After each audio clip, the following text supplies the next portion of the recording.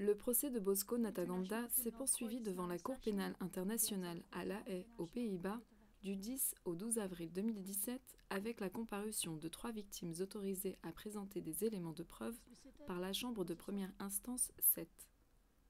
Bosco Ntaganda est le chef adjoint présumé de l'état-major général responsable des opérations militaires de l'Organisation de l'Union des Patriotes Congolais, UPC, et des Forces patriotiques pour la libération du Congo, FPLC.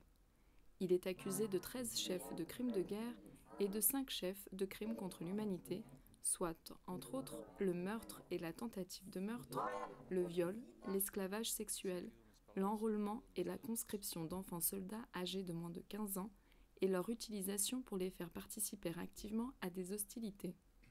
Ces actes auraient été commis en 2002 et 2003 en Ituri, en République démocratique du Congo.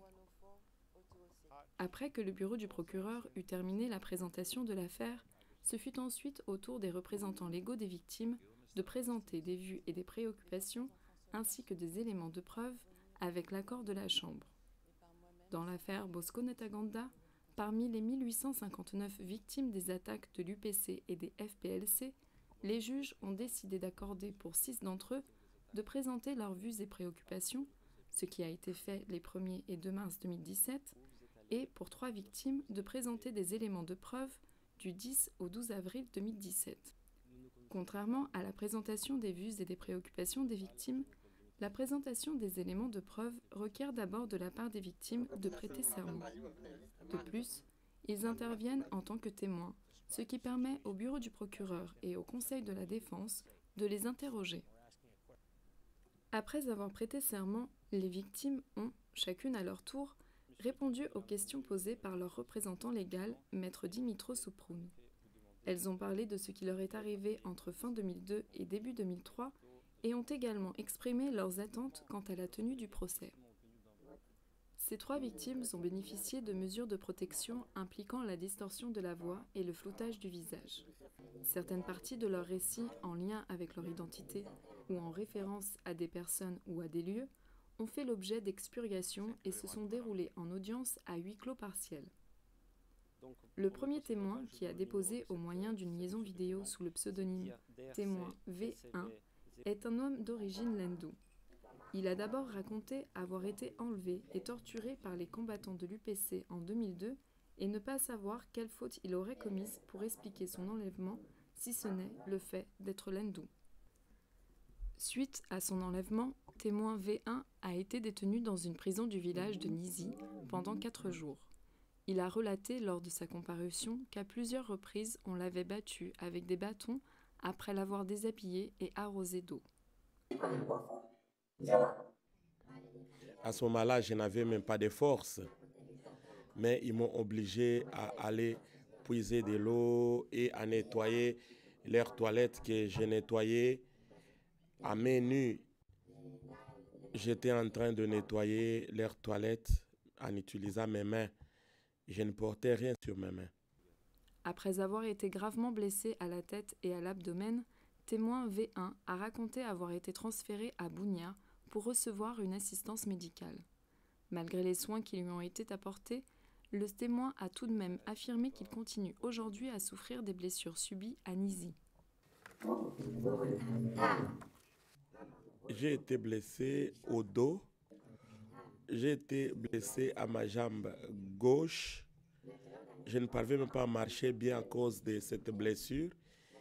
Je vous ai parlé également de la blessure que j'ai reçue à la tête, ainsi que des blessures que j'ai eues au niveau de mes côtés. Cela a des conséquences sur moi. Je ne peux pas cultiver, je ne peux même pas construire ma maison. Le témoin a dit être rentré chez lui après avoir été relâché du centre de santé. Il a ajouté que 2 jours plus tard, les combattants de Bosco Ntaganda seraient venus attaquer son village. Ils auraient incendié les maisons appartenant aux témoins, volé des produits alimentaires, ainsi que d'autres biens. Le témoin a par la suite raconté que lors d'une attaque en février 2003, 6 membres de sa famille, dont sa femme et ses enfants, ont été tués par les miliciens de Bosco Ntaganda. La deuxième des trois victimes, une femme d'origine allure, a témoigné le 11 avril sous le pseudonyme témoin V2. Alors qu'elle essayait de s'échapper au combat qui se déroulait dans la ville de Mongboilou, le témoin V2 a expliqué qu'avec son mari et leurs deux enfants, ils ont été capturés à un barrage de l'UPC. Elle a raconté que les combattants ont séparé les hommes et les femmes et s'est souvenue d'avoir vu face à elle un jeune soldat décapité et brûlé la tête d'un Lendu. Arrivé à Beba, nous avons trouvé un militaire qui a décapité un jeune Jean et il disait que c'était un jeune Lendo. Ils ont pris cette tête, ils l'ont fixée sur la pointe d'un couteau. Ils étaient en train de brandir cela en disant c'est un Lendo. Témoin V2 a raconté que sur ordre des miliciens, elle les a suivis dans les buissons où elle ainsi que plusieurs autres femmes d'origine allure et Lugbara ont été violées. C'était autour des 16 heures. Ils m'ont pris, ils m'ont dit, Madame, venez. Et ils ont pris également d'autres dames. Ils m'ont pris, ils m'ont amené dans une brousse. Ils m'ont demandé de donner mon enfant à un élément qui était là. J'ai refusé. Ils m'ont donné un coup de crosse à la bouche. J'ai perdu deux dents. Ils m'ont violé. Par la suite, ils m'ont violé autour des rôles. Par la suite, ils nous ont demandé de partir. À ce moment-là, je n'avais plus de force. J'ai senti comme si mon utérus était remonté. Alors, je ne pouvais plus marcher. Il y a quelqu'un qui m'a demandé où est-ce que vous allez. Alors, où est-ce que vous allez? J'ai dit que je vais à Loge. Alors, cette personne m'a aidé avec mon enfant et nous sommes partis.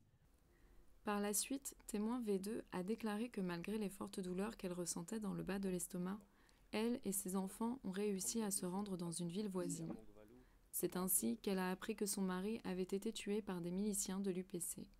Selon sa source, son mari aurait été tué pour avoir refusé de se joindre à la cause de l'UPC. Elle a ajouté que le corps de son mari n'a jamais été retrouvé. Témoin V2 a dit s'être remariée, mais après le traumatisme suivi après son viol, elle a expliqué ne pas avoir pu avoir d'autres enfants. Par ailleurs, elle a confié n'avoir jamais parlé de son viol avec son nouveau mari, car elle en éprouve une profonde humiliation. Le troisième et dernier témoin à présenter des éléments de preuve, témoin V3, a déposé le 12 avril. D'origine Niali, le témoin V3 a raconté qu'il vivait avec son père, un marchand d'or très respecté, au moment où l'UPC a pris contrôle de son village. Il a fait mention de 3 rencontres qu'a eues son père avec Bosco Ntaganda et l'ancien chef d'état-major de l'UPC, Floribert Kisembo. Témoin V3 a raconté avoir lui-même été présent à ces rencontres. Il a dit que son père refusait catégoriquement de soutenir l'UPC. Papa avait catégoriquement refusé. Il a dit qu'il ne voulait pas s'y mêler. Comme Kisembo l'appelait, oncle, tu nous déçois. Et il a dit, Kisembo, ces choses vont passer. Arrêtez de dire ça. J'ai besoin de garder ma famille et mes enfants. Je n'ai plus autre chose à faire, à dire. Le témoin a relaté que son père a probablement été enlevé par les miliciens de l'UPC. D'après lui, son père a été tué à la rivière Chari, un endroit qu'il a décrit comme un abattoir. Abattoir à cause des tueries. Quand il arrêtait quelqu'un qui était suspecté ou quelqu'un qui avait des moyens, toute personne qui était leader, il prenait son argent et puis ils allaient le tuer là-bas. Parce qu'il se disait qu'avec un cimetière, une tombe, on pouvait faire le suivi. Donc, il y avait beaucoup d'abattoirs, mais il disait que c'était l'eau des Chari qui servait de cimetière. Parce que quand quelqu'un est enterré, on pouvait dire, on pouvait suivre après pour chercher à identifier cette personne. Alors, il fallait faire cela à Chari, parce que tout le monde le savait à Nitouri. Témoin V3 a également mentionné que l'UPC avait une liste dite top secret sur laquelle figuraient les noms des hauts dirigeants de villes situées aux alentours de Kilo. Ces dirigeants, d'après le témoin, étaient ciblés par l'UPC puisqu'ils avaient les moyens financiers pour supporter les Lendu. D'après lui, Bosco Ntaganda, en tant que chargé des opérations, avait cette liste en sa possession. Bon, il s'appelait Bosco Ntaganda, c'est au Nord Kivu qu'on avait changé son nom, mais chez nous, il était le chargé des opérations et on l'appelait Bosco Ntaganda. À la fin de chaque récit, le représentant légal, Maître Souproun, a demandé aux victimes leurs souhaits en termes de réparation après le procès. Une des victimes, témoin V1, a répondu. À l'issue de ce procès, j'aimerais qu'on puisse m'aider à reconstruire mes 3 maisons qui ont été incendiées, mes 17 chèvres également. Mais j'ai perdu aussi des membres de ma famille. J'aimerais qu'on puisse construire des tombes et les enterrer de façon digne. De son côté, le témoin V3 a dit être heureux que la CPI puisse rendre justice. En ce qui me concerne, la première chose, je suis content parce que je me disais, mon père vient de mourir, personne ne fait le suivi, mais Dieu merci qu'il puisse envoyer des gens qui ont créé la CPI pour nous aider à connaître la vérité. Vous savez, quelqu'un est mort comme ça, il faut que la justice soit rendue et qu'on puisse suivre de près cette situation pour savoir quand quelqu'un meurt, qu'est-ce qu'il faut faire. Donc la justice doit faire son travail. Deuxième chose, les droits. Donc tout ce qu'il voulait faire dans ces projets, c'était perdu. Et vous savez, j'ai encore ce fardeau de faire étudier mes petits frères, préparer leur avenir. Papa, c'est quelqu'un qui voulait construire des maisons.